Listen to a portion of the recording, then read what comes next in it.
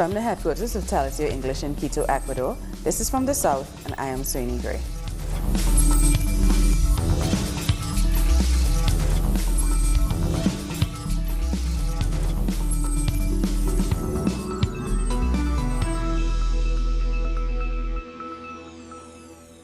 The tropical storm warning for Barbados is still in effect, although Kirk continues to move away from the island.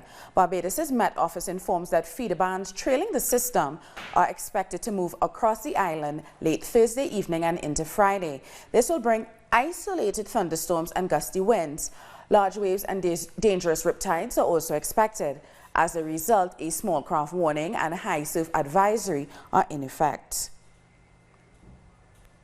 Heavy flooding has been reported in the south of Barbados as a result of Tropical Storm Kirk. So to discuss its impact further, we're being joined by our correspondent in Bridgetown, Kareem Smith. Kareem, thank you so much for joining us. What is the weather like at the moment?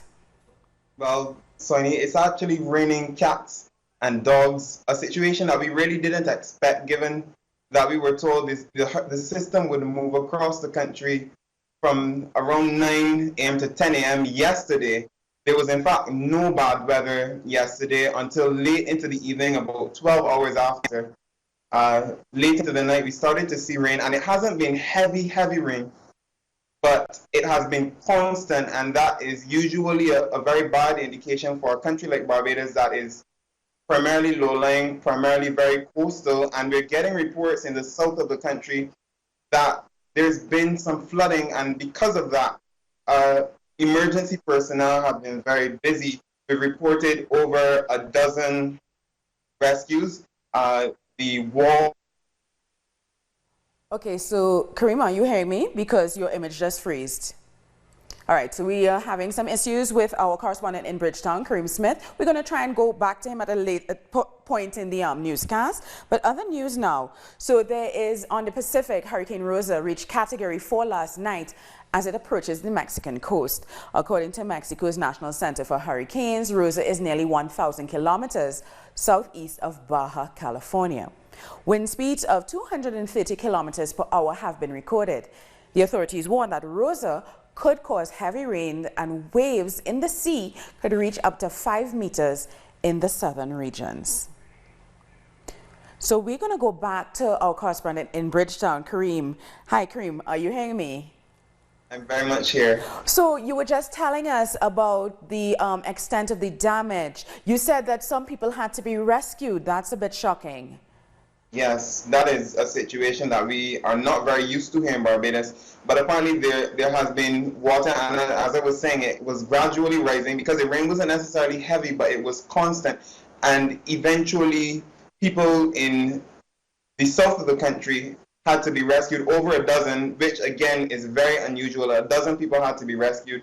The wall of the Governor General's official residence, it actually collapsed, and the emergency officials would have had to go and clean up the road because there were some roads impassable. There's also reports that there are over hundreds of people with no electricity. I currently have electricity, but a number of people in the south of the country are without, and that is again a situation that is not very common here in Barbados, and people are kind of concerned because they're still being asked to report for work at around 10 o'clock with the tropical storm warning still in effect. The acting Prime Minister Dale Marshall, he actually made the announcement this morning, much to the surprise of workers here in Barbados. I wanted you to talk about that a little bit because I've been seeing some kind of conflicting information. Like, if you have a tropical storm warning in effect, why are people still being asked to report to work? I had seen that the Ministry of Education had said that schools were open, but you corrected me and said that they're not. So, like, what's actually happening? Are people,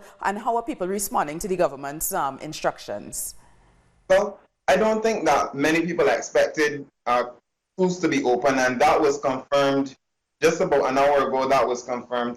And the University of the West Indies here, they have announced that their doors will be closed, which doesn't happen very often, I assure you. But as it relates to workers and younger children, their younger children, it's a very difficult situation because people are saying, you know, we have to report for work, but our young children have to stay at home. There's a tropical storm warning in effect. I I'm a fairly young person, but I can never remember a situation in Barbados where we've had a tropical storm warning in effect and people were still expected to go to work. I mean, there's not a lot of wind, but there's a lot of rain. And again, Barbados is a very flood-prone island.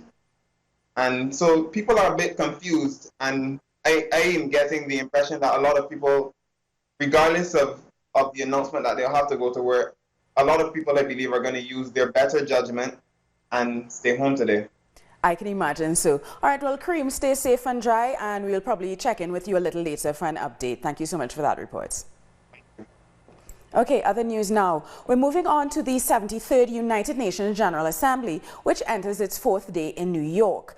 China, Russia, and countries from the Caribbean will take the stage. China's Foreign Minister Wang Yi is expected to address U.S. tariffs imposed on Chinese goods. Next in line for the general debate will be the Russian Foreign Minister Sergei Lavrov, who will speak about the war in Syria. From the Caribbean, we're looking at Antigua and Barbuda and Barbados, who will address the General Assembly.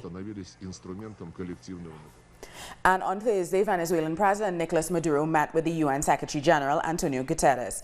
Maduro said on Twitter that they spoke about the real situation in his country and that the two agreed on common strategies for the advancement of Venezuela. The residents of Harlem in New York have shown their support for Venezuela and Cuba. President Nicolas Maduro paid a surprise visit to the historic Riverside Baptist Church in New York on Wednesday evening. He was there alongside the Cuban president, Miguel Diaz-Canel. Over the years, the Riverside Church in Harlem has opened its doors to many historic leaders, such as South African leader Nelson Mandela, U.S. civil rights activist Malcolm X, and the leader of the Cuban Revolution, Fidel Castro. On Wednesday, hundreds in the New York neighborhood received two other very special guests, President Diaz-Canel and Maduro. This is a meeting of solidarity, and this is a cathedral of faith and unity. Therefore, we don't say names and positions. All of us here are brothers and sisters. We're all friends. The meeting was organized in solidarity with the two nations. After he was welcomed with cries of "Long live Venezuela," President Maduro reached out in solidarity to the Harlem community. The Bolivarian Revolution of Venezuela is very much present. It's alive and victorious. Thanks for your solidarity, your understanding. Victory to New York. Harlem is home to a large African American and Latin American population. During the event titled "Cuba Speaks for Itself," the two Latin American leaders shared a message of struggle and hope. 18 years ago, Cuba's leader Fidel Castro delivered a 4-hour speech at the same church. It has been a historical moment. Since Fidel, we have not seen a representative from the Cuban people. It was a very emotional moment for us to witness this solidarity. Even with the economic and diplomatic blockade, he shows us the way to fight. He leads us to a different way of life. This is an event reflecting great unity of different social forces. Here in this country, in Harlem, 58 years ago we received Fidel, and now we welcome the President of Cuba with open arms. With this meeting, the emblematic church and the African American community continue the tradition started in 1960, when Fidel Castro met Malcolm X at Hotel Teresa. Castro had been in the U.S. to address the United Nations. At Wednesday's solidarity event, the Harlem community reaffirmed its friendship with the Cuban people. Switching gears now, social organizations and human rights activists in Colombia have rejected President Ivan Duque's speech at the United Nations.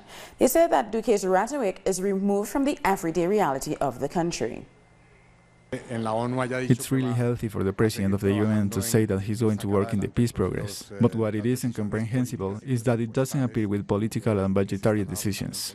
It's not understood, as in the budget there are additions for the Ministry of Defense to buy anti-aircraft weapons. And on the other hand, there are no resources to guarantee incorporation and neither in the peace agreements. And it shows an ambiguity in the speech of the President.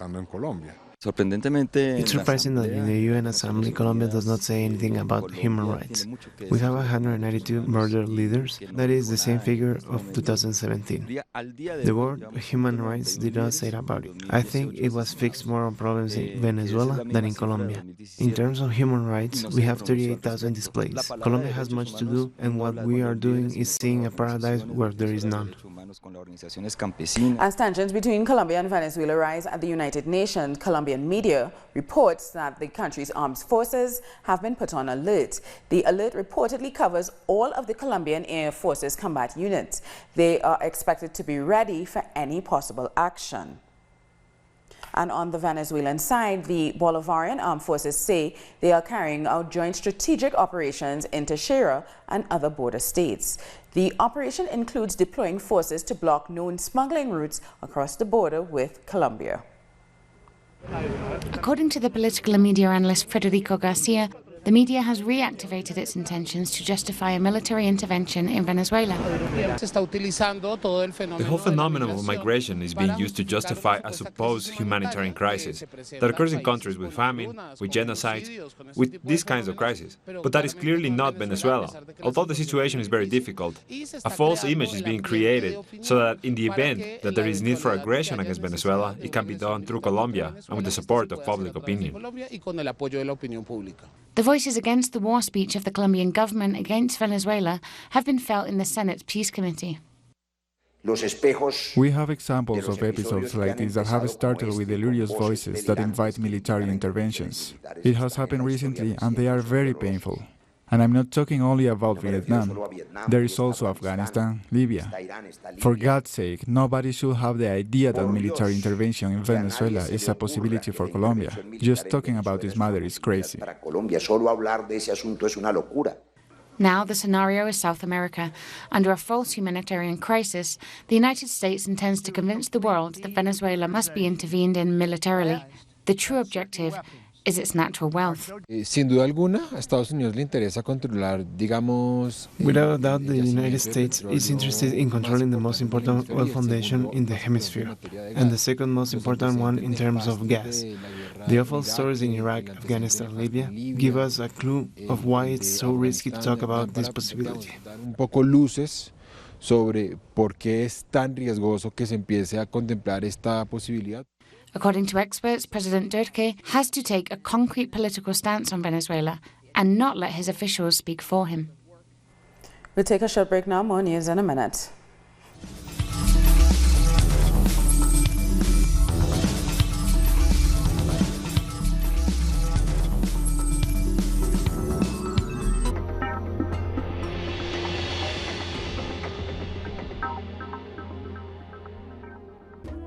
An occasion to enjoy the cultural diversity that defines our South American essence.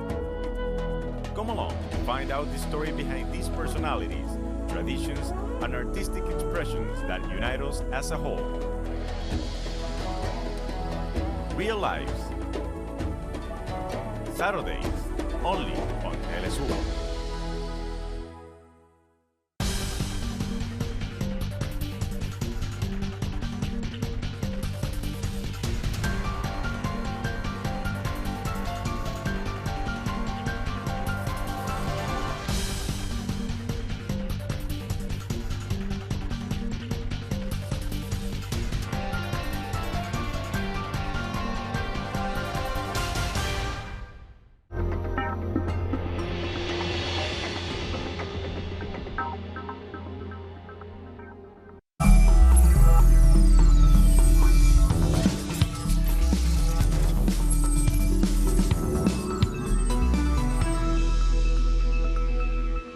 Welcome back. Thousands of people have taken to the streets to protest against water privatization in the capital of El Salvador.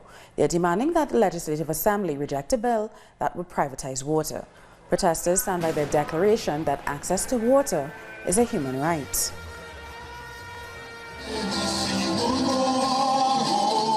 Gathered in Plaza Barrios in San Salvador, thousands of people joined the signature collection campaign. They'll deliver them to the deputies of the National Assembly. They're demanding compliance with the second constitutional amendment that protects access to water as a human right. The Salvadorian people are tired of the lack of commitment to our own water legislation. As you know, our country is suffering a grave environmental crisis, a water crisis.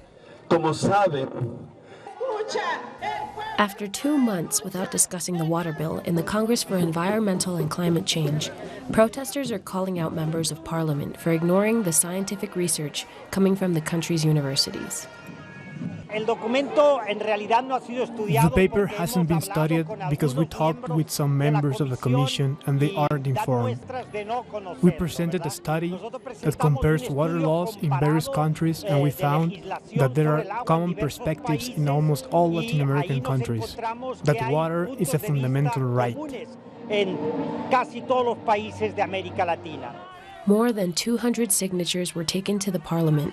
They say that this is the first stage of many collections and rallies to prevent water privatization. People are participating actively in this country's democracy, and that's important. It's important to state that the church is also joining the street protests because there's just no other way to establish dialogue with the business groups in El Salvador. To approve the water law means that the state would manage the majority of water resources and not the private sector. This would be a permanent fight for the people for the right to access to water.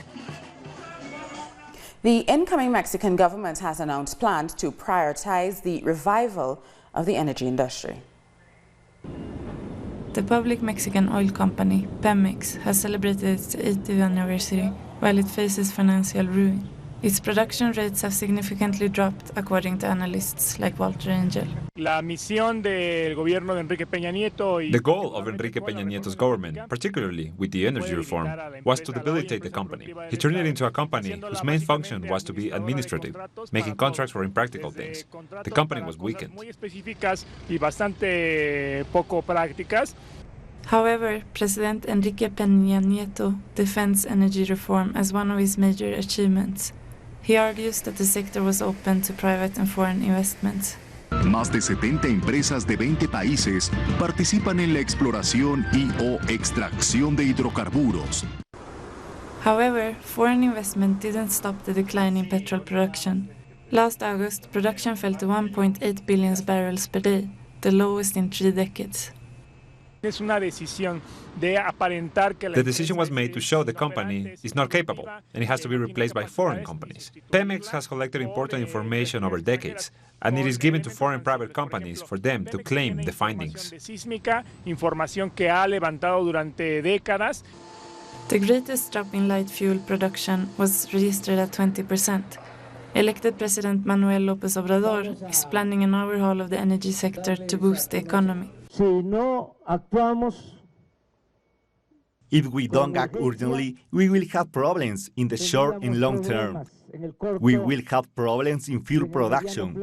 That is why we will intervene urgently and we will assign additional 75,000 billion investment to explore and drill fuel wells. Vamos a intervenir con urgencia. From October, Mexico will start importing 100,000 barrels per day from the United States. 75% of gas that Mexicans use is already imported from there. The victims of the environmental damage caused by Chevron's oil operations in the Ecuadorian Amazon protested in the capital Quito on Thursday. Dozens of protesters, mostly from indigenous communities, gathered outside the Attorney General's office. They expressed outrage over the massive harm to the environment and the recent ruling by the ICJ absolving Chevron of its responsibility. Ecuador announced on Wednesday that it will ask the International Court of Justice to review their decision to cancel the $9.5 billion fine in damages Chevron had initially been ordered to pay.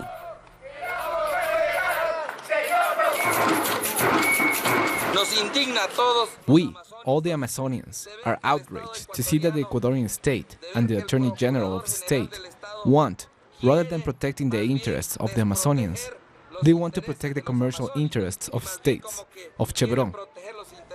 The Central Workers Union of Uruguay held a partial strike in defense of salaries.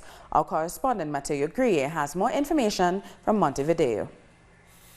Sí, el PIT-CNT, que es la Central de Trabajadores del Uruguay, The Uruguayan Workers' Federation summoned a strike which was carried out with thousands of workers taking to the streets of Montevideo.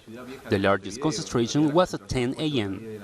The march congregated at the Ministry of Economic Affairs and headed toward the Chamber of Commerce, where the day's main event was held. The main causes of the widespread content have been the failure of negotiations with the government and private industries for wage improvement. Despite the economic growth of Uruguay in recent years, companies are refusing to increase wages. In addition, one of the companies involved in the meeting, called Agro Trade Union, has refused to continue participating in the meetings. In addition, other petitions have been made during these demonstrations, such as the law to include transgender people and work inclusion for people with disabilities. Time for the second break of this newscast. More news after this.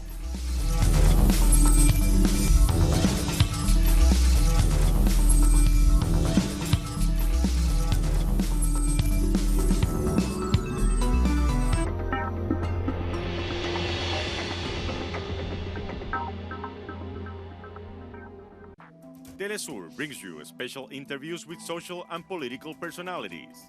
Monday, from Washington. Tuesday, from Mexico. Wednesday, from Caracas. Thursday, from Quito. Friday, from Havana. Analysis about our continent's reality. Weekdays, only on Telesur.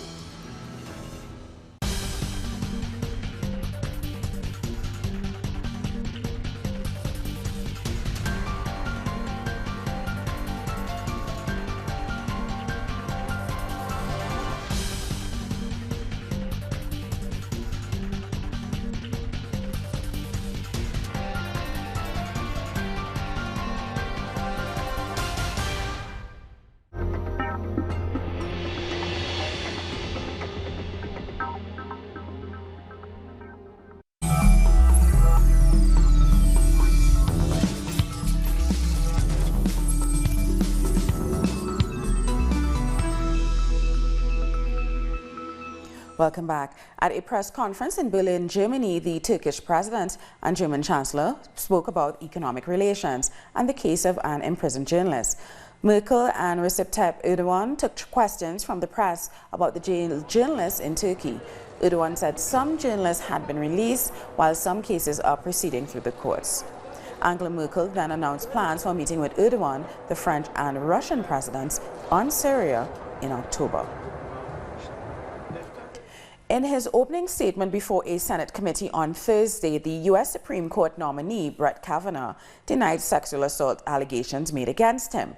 Kavanaugh also called the confirmation process a national disgrace. Dr. Christine Blasey Ford has accused Kavanaugh of sexually assaulting her at a party more than 30 years ago. After the marathon hearing, the Republican Party is pushing for a vote on Friday, but the American Bar Association says the vote should be delayed to allow for the FBI to investigate the claims against Mr. Kavanaugh. During that marathon hearing, when Dr. Christine Blasey Ford testified before the committee, she said Kavanaugh's laughter during the alleged assault left a lasting memory. Indelible in the hippocampus is the laughter, the uproarious laughter between the two, and they're having fun at my expense. You've never forgotten that laughter. You've never forgotten them laughing at you. They were laughing with each other. And you were the object of the laughter? I was, underneath one of them while the two laughed. Two friends having a really good time with one another. Now let's take a look at some of today's other news from around the world. A right-wing demonstration in Dortmund, Germany was countered by a larger pro-immigration crowd on Thursday. The small group of right-wingers have been accused of anti-Semitism. During the rally, they held a banner that read, "Israel is our accident." Police were present and separated the two groups. A top court in India has lifted a centuries-old ban that prevented menstruating women from entering a well-known Hindu temple in Kerala. The Sabarimala temple attracts tens of millions of pilgrims each year. Some communities consider menstruating women to be unclean, which led to bans on women of childbearing ages to enter certain places like the temple. Recently, India has taken big steps into promoting gender equality by doing away with a number of old laws rooted in tradition. President Donald Trump has thrown his weight behind U.S. Supreme Court nominee Brett Kavanaugh, despite a harrowing account of an attempted rape. An emotional Christine Blasey recounted her ordeal at the hands of Kavanaugh and another male when they were teenagers. that didn't stop Trump from reasserting his support for his nomination. South Africa's Cape Town is to ease restrictions on the use of water by local residents. Starting from the 1st of October, people will be able to use 70 liters of water instead of 50 per day. A severe drought in 2015 placed a strain on water supplies, prompting the authorities to restrict its use, which became tighter. Water saving and rain raised water storage in local dams, allowing for the limit to be lifted. And finally, wrestlers in Mexico are breaking stereotypes in lucha libre. They have a different size but the same amount of passion. A show known as Microstars is becoming more and more popular as it breaks stereotypes of traditional fighters. Their strength and agility has made them the stars of the show.